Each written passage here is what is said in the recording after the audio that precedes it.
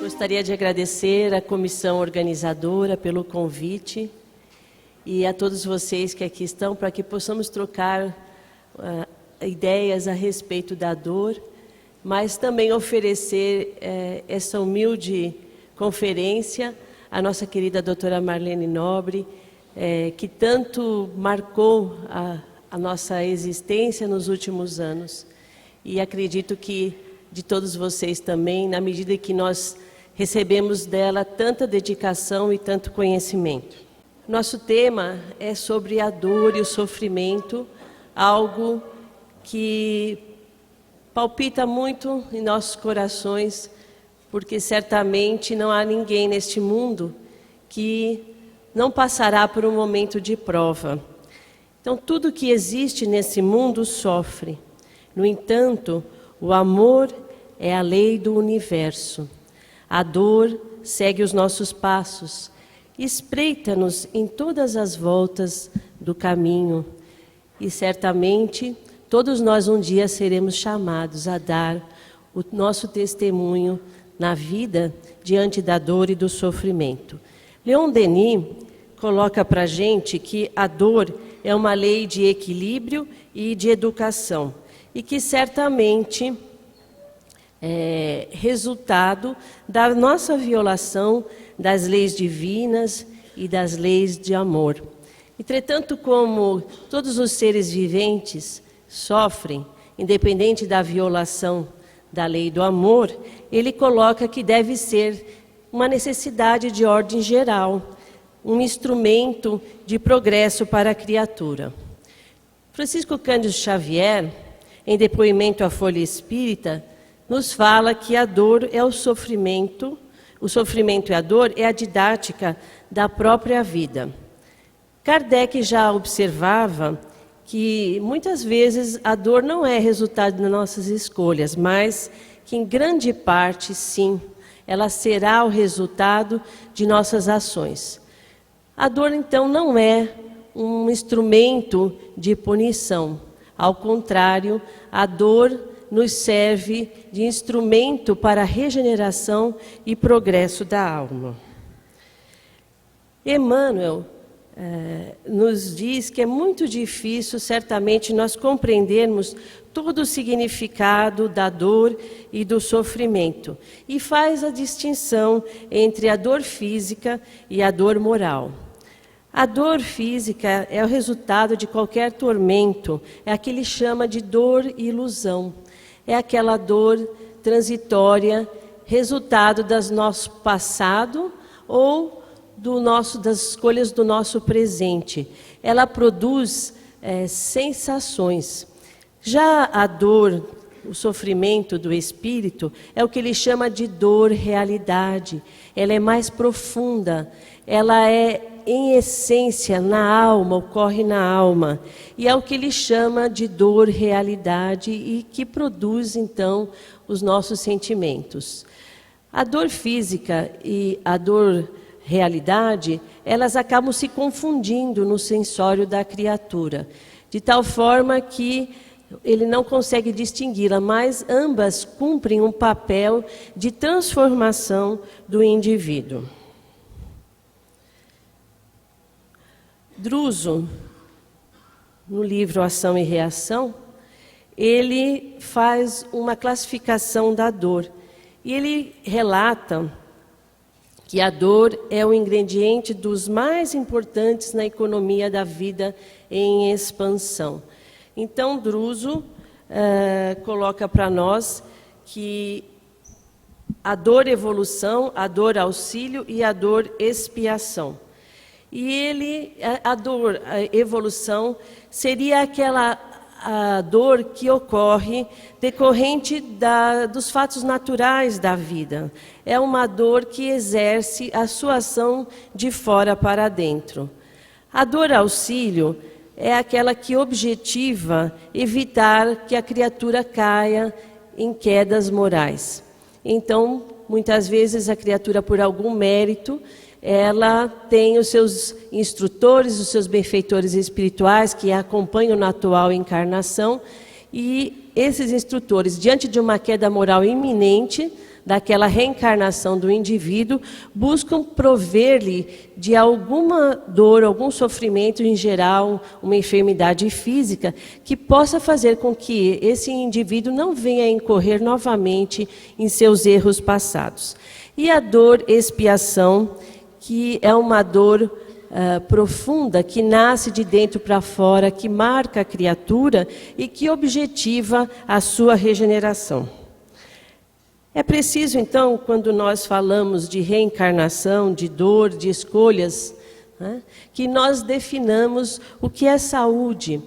E Emmanuel, nas questões número 95 e 96 do livro Consolador, relata que a saúde é a perfeita harmonia da alma, né, para a obtenção da qual muitas vezes nós precisamos da contribuição das moléstias e das deficiências transitórias na Terra. Por quê? Certamente que o corpo enfermo, ele reflete o panorama interior do espírito enfermo. Ele é como um filtro e exterioriza aquilo que nós somos em nosso íntimo. Visto essa definição de saúde, Emmanuel nos diz que a maior parte das nossas doenças, então, elas são escolhidas durante a nossa própria encarnação. Nós elegemos as doenças por conta dos nossos desregramentos, dos nossos vícios, propiciando, então, condições para que as enfermidades se instalem em nossa atual existência e compliquem os nossos caminhos evolutivos. Vejamos, então, alguns dos nossos hábitos perfeitamente aceitos socialmente que fazem com que nós adoeçamos já na atual encarnação. Ingesta inadequada de alimentos, uso de entorpecentes, tabagismo tão aceito socialmente até o momento, embora todo o combate que se faça, mas nós verificamos que as criaturas escolhem o uso do tabaco já desde a adolescência, infelizmente, alcoolismo, aborto, né, indiscriminado, que é uma das nossas bandeiras, é a defesa da vida, porque nós precisamos conscientizar as criaturas de que o aborto, ele realmente está impedindo uma reencarnação de um espírito que está comprometido conosco na atual vigência terrena. E os abusos sexuais, que hoje nós estamos visto campear, porque as criaturas hoje buscam relacionar-se sem efetivamente ter um sentimento, um elo de ligação entre elas. Além dessas doenças escolhidas, que nós aqui realizamos no nosso dia a dia, essas doenças escolhidas, elas acabam trazendo para nós desconfortos, né, e enfermidades no momento atual. Por exemplo, como síndromes abdominais, as úlceras pépticas, as doenças hepáticas, as dispepsias crônicas, as pancreatites, doenças renais, irritação do cólon, enfermidades circulatórias, enfim, até as doenças neoplásicas. Além dessas doenças escolhidas pelos hábitos e vícios, nós temos também a questão dos comportamentos e sentimentos. Comportamentos que nós às vezes nem nos damos conta, como a crítica habitual, a inconformação, a inveja, o ciúme, o despeito e a avareza, que acabam viciando o nosso pensamento e atrai o pensamento viciado de outras criaturas, tanto encarnadas quanto desencarnadas, que vão gerar processos obsessivos que vão nos manter no domínio das enfermidades.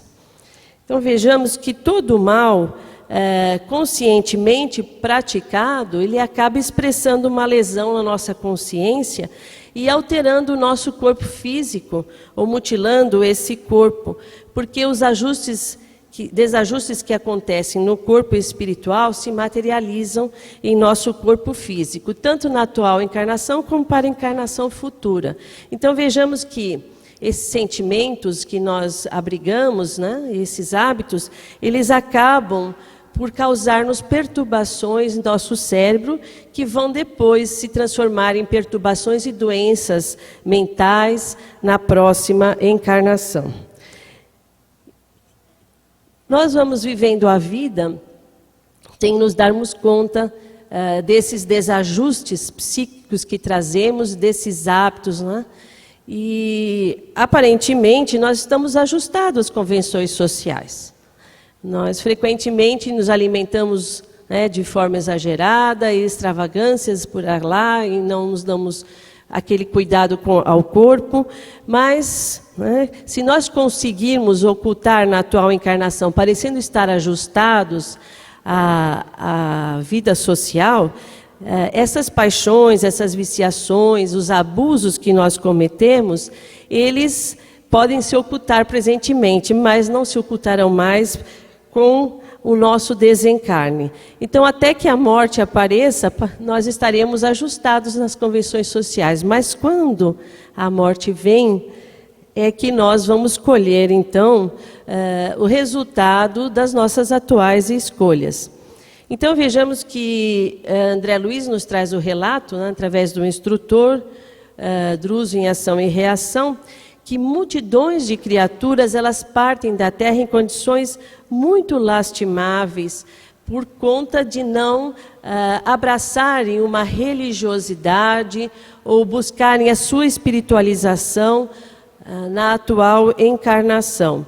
Então, quando nós passamos por processos de enfermidade antes da morte, nós temos a oportunidade de refletir, de repensar, e de reparar, de refazer os sentimentos, e aí nós já passamos por um processo de depuração.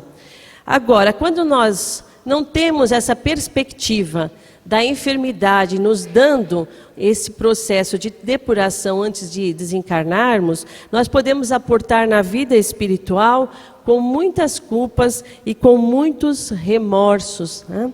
Então, o Druso nos fala que quando nós temos uma taxa muito alta de remorso nos fulcros da memória, né, nós acabamos, após a desencarnação, vivenciando repetidamente as imagens amargas dos nossos erros e das nossas ações, entrando então num processo de desequilíbrio muito grande no mundo espiritual. Então, essas criaturas que desencarnam em condições bastante difíceis, né, como os criminosos, os caluniadores, os tiranetes, os viciados, que vivem uma espécie de crueldade silenciosa, né, para com o seu semelhante, bem como os desequilibrados do sexo e os portadores de remorso, que ao estar do outro lado da vida, sofrem uma intensa agonia, uma insatisfação por não terem mais, né, por exemplo, a oportunidade de estarem vivenciando os vícios ao qual estavam apegados, eles permanecem internados em zonas purgatoriais, né, até que venha a dor do arrependimento. E o que são essas zonas purgatoriais, se não regiões circunscritas no espaço, que são permeadas, então, pelo remorso e pelas ondas de remorso e de arrependimento das próprias criaturas que ali se associam por afinidade, né, de acordo com os crimes que cometeram. Então, essas regiões estão associadas ao desespero, à rebelião, e geralmente são comandadas por inteligências pervertidas, onde o mal é defrontado para o próprio mal. Então, aqueles espíritos que começam a despertar para a conscientização de si mesmos enquanto seres imortais e filhos de Deus, eles são defrontados pelo próprio mal para que eles aprendam, né, na sua própria experiência, o que é causar o mal a outrem. Então, essas regiões controladas por essas criaturas, elas servem de instrumentos de reeducação a esses seres que começam a despertar. Então, nada mais são essas regiões do que órgãos controladores do equilíbrio moral do reino dos espíritos. Mas é preciso saber que nenhum de nós está apartado do amor e da misericórdia divina, né? E essas regiões são vigiadas pelos espíritos mais elevados, espíritos bondosos e sábios, que ficam lá a observar e perscrutar, né, o que se passa no íntimo de cada criatura que lá está alijada, e observando a sua transformação íntima, o desejo da sua regeneração. E quando essas criaturas apresentam sinais de convalescência, esses espíritos delinquentes, eles são retirados dessas regiões e recolhidos em postos de socorro, como, por exemplo, a Mansão da Paz, que é um posto de socorro muito próximo às regiões, ou já localizado ali na região purgatorial, e lá eles recebem carinho, amor, educação, instrução, disciplina, até que eles sejam ou transferidos para outras colônias de aprendizado em planos um pouquinho mais elevados, ou então eles tenham a sua reencarnação planejada, né, onde eles serão acompanhados por esses instrutores para que a sua reencarnação seja de fato uma reencarnação retificadora, sendo então inspirados e amparados para que tenham sucesso nessa nova experiência. Então vejamos que a reencarnação, ela nada mais é do que um caminho de regeneração, aprendizado e progresso para todos nós. É preciso que nós tenhamos realmente a ideia de que somos espíritos imortais e que cumprimos aqui na Terra um papel.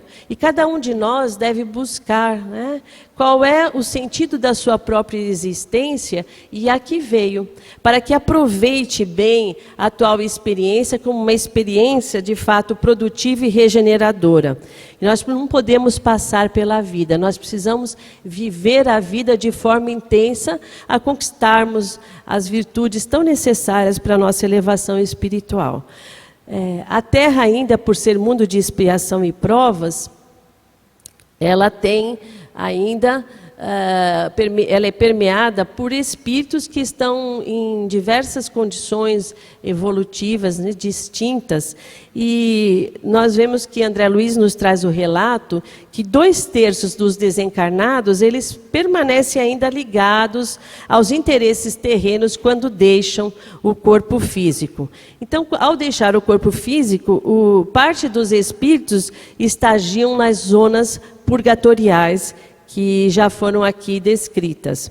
Parte dos espíritos trabalham pelo seu próprio progresso espiritual e pelo progresso espiritual daqueles seus familiares que ficaram no mundo dos encarnados. E parte desses espíritos vão permanecer apegados ainda às sensações inferiores, são os espíritos gozadores contumazes, que não estão preocupados nem com a sabedoria ou o amor do Pai, mas apenas em vivenciar as sensações primitivas que o corpo físico possa lhes oferecer.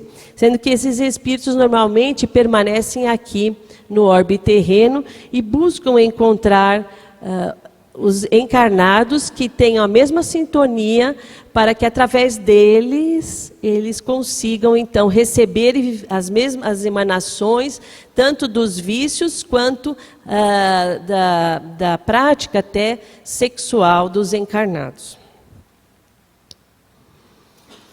Quando esses espíritos gozadores contumazes, eles não aceitam a realidade do espírito, nem os caminhos da regeneração, eles então vão sofrer processos de reajuste ao longo do tempo.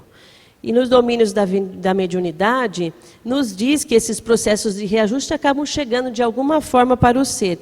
São os caminhos da aflição, do desencanto, do cansaço, do tédio, do sofrimento e do cárcere, porque chega um momento que aquela criatura ela vai se cansar, não é, daquela vivência, mas mesmo havendo a possibilidade de um processo de reajuste através da aflição, do desencanto, alguns espíritos ainda permanecem nessa questão da vivência, né, dos vícios e prazeres temporários.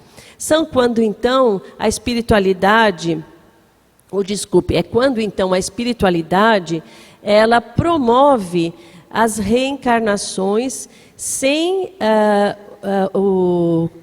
consciência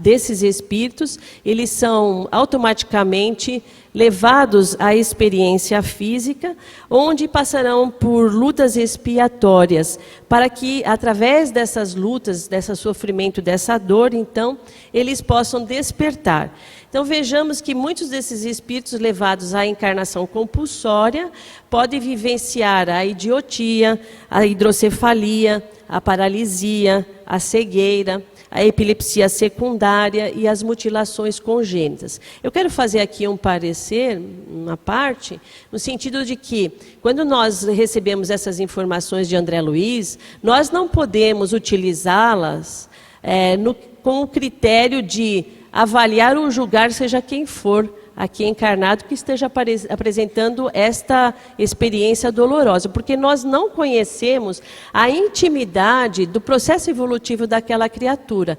Então não nos compete dizer, olha, tá vendo, tem essa experiência dolorosa ou aquela porque fez isso ou aquilo, no sentido da gente estar julgando. Mas apenas nos é trazido uma explicação para determinados processos tão sofridos aqui na vida física e que nós não encontramos aparentemente uma causa para eles. Então, vejamos que a dor, ela é o abençoado remédio que reeduca a nossa atividade mental. E depois do poder de Deus, ela é a única capaz de alterar o rumo de nossos pensamentos, compelindo-nos a indispensáveis modificações com vistas ao plano divino a nosso respeito. Não fora a dor, seríamos pedras brutas ainda. Embora nenhum de nós queiramos passar por processos de sofrimento, nós observamos que única e exclusivamente quase são esses processos que transformam as nossas almas, nos fazendo mais compassivos, mais fraternos e mais bondosos.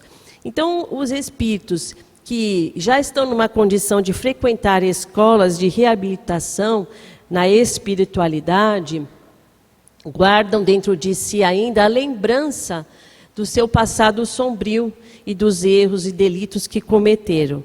Então, esses espíritos, embora já estejam em processo de reeducação, eles solicitam reencarnação reparadora para que eles possam, através da dor, do sofrimento ou da experiência nova, se libertarem daquele remorso e daquelas lembranças do passado. É assim que eles têm a oportunidade de voltar à Terra e muitas vezes apresentam, então, personalidade psicopática, doenças e delírios psíquicos e aberrações sexuais diversas. Tudo isso ligado ao seu passado sombrio. Também dos abismos expiatórios vão proceder os espíritos que já têm inclinação à recuperação e vão justamente renascer entre aqueles familiares que colaboraram para a sua queda moral. Então, protegidos no lar, eles, tendo na nova experiência a oportunidade, através da dor de refazimento dos seus próprios sentimentos, mas, no entanto, eles permanecem ainda jungidos às linhas inferiores, assimilando facilmente o influxo aviltante daqueles que lhes foram companheiros no mundo espiritual. E por isso aqui é importante que nós sempre façamos, né, o nosso evangelho no lar e as nossas orações, para que justamente nós protejamos o nosso lar, seja aqueles que têm espíritos encarnados em provações ou não, a influência, né, dessas radiações que muitas vezes vêm das linhas inferiores. Esses espíritos que procedem, então, dessas regiões mais abismais, né, e que vêm em processo expiatório, eles geralmente apresentam personalidade de psicopatia, são chamados psicopatas amorais, e que são indiferentes às noções de dignidade, apresentam um certo grau de brutalidade, de perversidade, de agressividade, de petulância e tem tendências aos vícios e aos crimes. Mas a misericórdia divina provê a oportunidade a todos os seus filhos de repararem os seus erros. É assim que nós vivemos numa sociedade compartilhando dessa heterogeneidade e cabe-nos, né, acolher com amor, educação, e a educação espiritual desde a tenridade, ela é fundamental para que nós auxiliemos esses espíritos a se transformarem. Então, há na espiritualidade um planejamento reencarnatório, né? Todos nós, ou grande parte, né, da humanidade, que já tem desperto a consciência, ela tem os seus benfeitores, os seus instrutores espirituais, que vão auxiliar no seu processo reencarnatório, que vai ocorrer de acordo com a condição evolutiva do ser. Então, vejam que os espíritos superiores, eles já têm a condição de auxiliar na própria reencarnação. Já os inferiores, eles reencarnam, muitas vezes, obedecendo às características da hereditariedade. Ou seja, quando nós já temos um certo grau de elevação, os espíritos superiores fazem um planejamento tal que muitas vezes nós não tenhamos a influência genética na nossa atual encarnação, mesmo renascendo numa família que possa ter, não é, uma linhagem para uma determinada enfermidade ou coisa parecida. E os espíritos medianos, que somos todos nós, espero que assim seja, nós temos então o nosso planejamento de acordo com as nossas aquisições e débitos passados. Nos institutos de reencarnação do mundo espiritual, tudo é perfeitamente planejado, né? O corpo físico, a família, as características do indivíduo. Então, esse planejamento ocorre nesses institutos de reencarnação, que estão localizados em colônias de elevada expressão. Então, são realizados os mapas, né, reencarnatórios de acordo com nossas necessidades. E vejamos que aqueles espíritos que já têm a consciência desperta para a responsabilidade daquilo que realizaram no seu passado enfermiço, então eles pedem, muitas vezes, o tal regime de sanções. Vamos ver o que é o regime de sanções, porque muitas vezes o espírito ele tem dificuldade, né, de se libertar das suas vicissitudes e passa durante muitas encarnações incorrendo nos mesmos vícios, nas mesmas falhas, nos mesmos erros. É quando ele pede à espiritualidade superior que lhe dê oportunidade com certas restrições, o chamado regime de sanção. Então, os suicidas indiretos, que em outras encarnações abreviaram a sua vida por uma série de circunstâncias já citadas, podem solicitar renascer com estenose do piloro, com úlceras gástricas, com alterações pancreáticas, com colites, ou enfermidades do intestino, ou seja, desde a tenra infância ou na adolescência, na juventude, já apresentando um sofrimento persistente, mas suportável, que vai lhes impedir de que eles venham a incorrer no mesmo erro. Aqueles espíritos que se envolveram em rede de criminalidade, de calúnia e de maledicência, causando profundos distúrbios à vida de outrem, né? Porque nós pensamos que não, mas vejamos que a calúnia pode destruir a vida de alguém, né? E muitas vezes a maledicência causa tantos transtornos ao nosso semelhante. É por isso que os espíritos nos chamam a atenção para com a palavra, né? Que nós venhamos sempre a medi-la, a pensá-la, que ela não seja simplesmente um efeito intempestivo, né? Porque a palavra lançada não tem mais retorno, né? Então, esses espíritos que se envolveram nessas redes de criminalidade no passado, eles solicitam muitas vezes deficiências auditivas e visuais. E os que fizeram mau uso do sexo, muitas vezes causando transtornos, né, ao emocional de outras criaturas ou destruindo famílias, solicitam alterações no campo genético e enfermidades ovarianas e testiculares. Então, todo o conjunto de doenças incuráveis, eles são sanções da misericórdia divina e não punição. Uma cegueira, a mudez, a idiotia, a paralisia, o câncer, o diabetes e o pênfigo. Nesses institutos de reencarnação, onde nós temos o nosso corpo minuciosamente planejado, nós somos admitidos, então, em instituições hospitais, e os magnetizadores, são espíritos de alta envergadura espiritual, vão administrar fluidos hipnotizantes para adaptar os nossos princípios psicossomáticos às necessidades do novo corpo físico e das experiências futuras. Então, a ação da dor, ela exerce na nossa consciência, né, uma ação misteriosa. Ela educa e aperfeiçoa e auxilia na nossa transformação moral, desenvolvendo a nossa sensibilidade, a nossa delicadeza, a nossa compaixão, a nossa ternura e a bondade tão necessárias para com o nosso semelhante.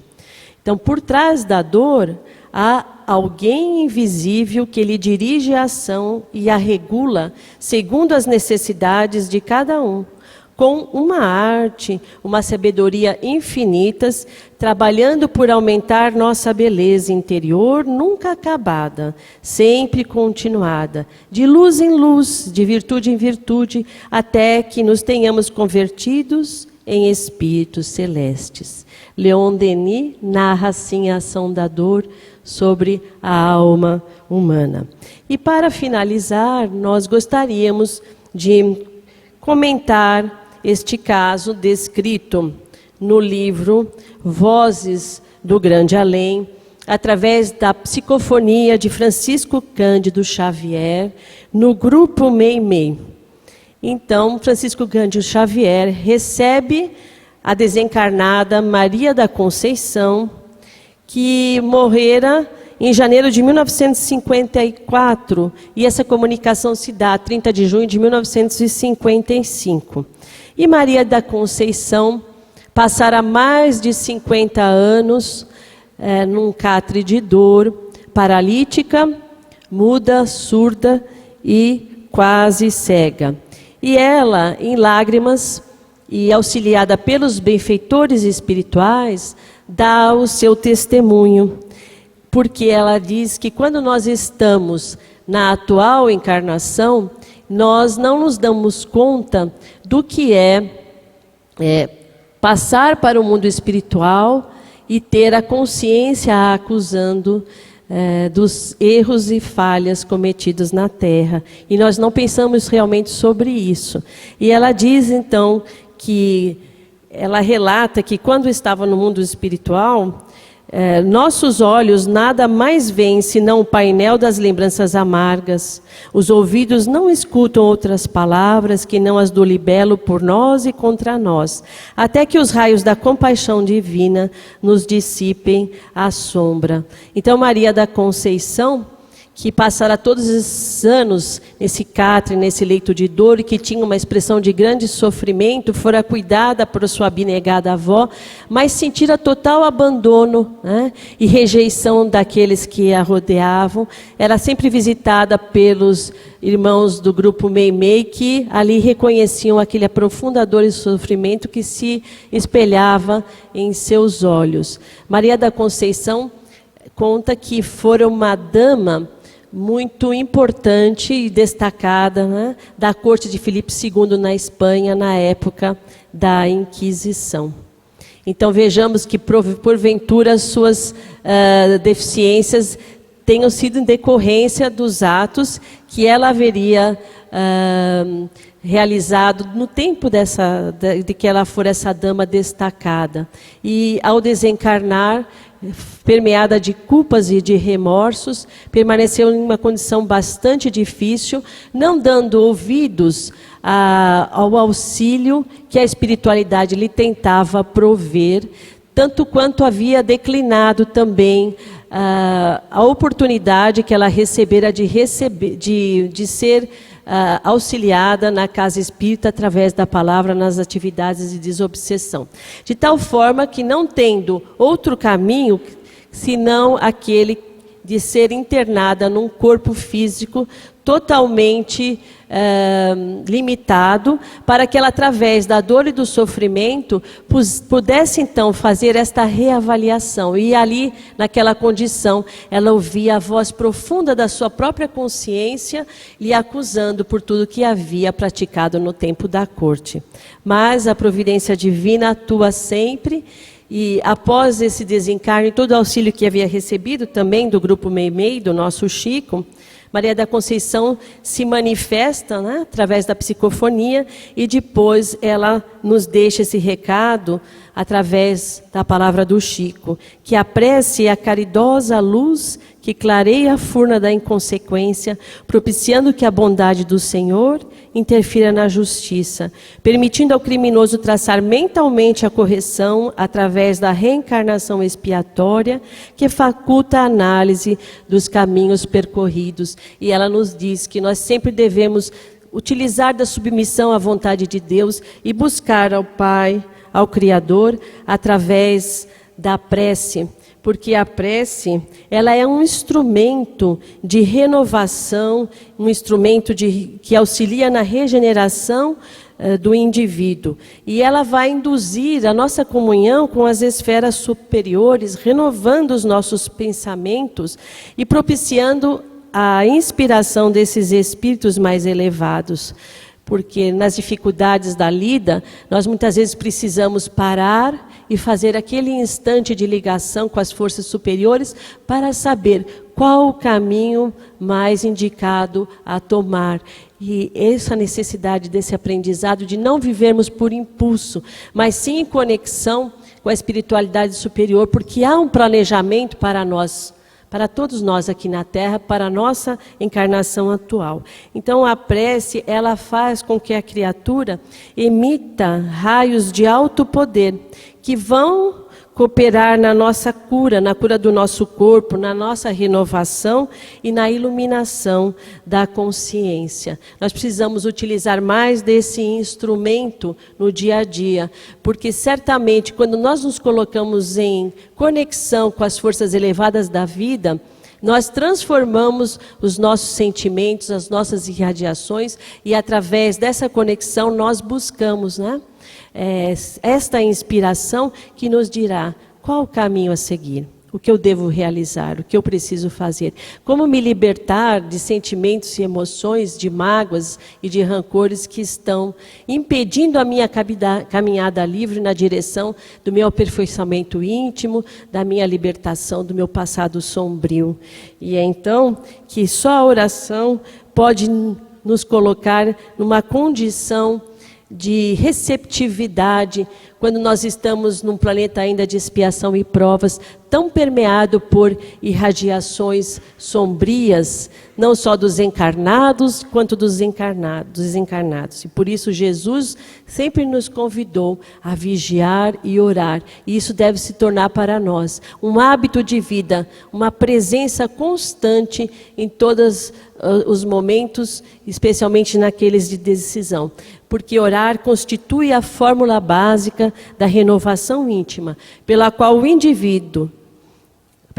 divino entendimento desce do coração da vida para a vida do coração. Eu acho muito lindo essa frase.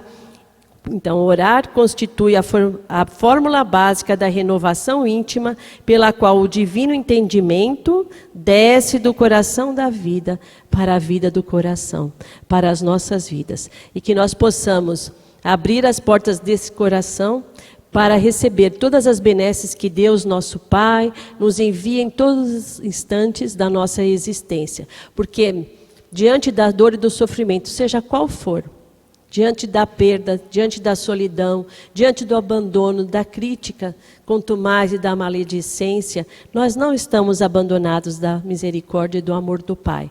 Nós precisamos simplesmente buscar ao Pai e buscar a Jesus, nosso Mestre. E que Ele possa nos abençoar e abençoar a todos vocês neste congresso, onde certamente nós iremos auferir muitos conhecimentos para que a nossa experiência na Terra seja uma experiência produtiva. Ainda que eu esteja já no inverno da vida, sempre há tempo para recomeçar, para construir e para trabalhar no bem, em nome de Jesus, nosso Mestre. Muito obrigada.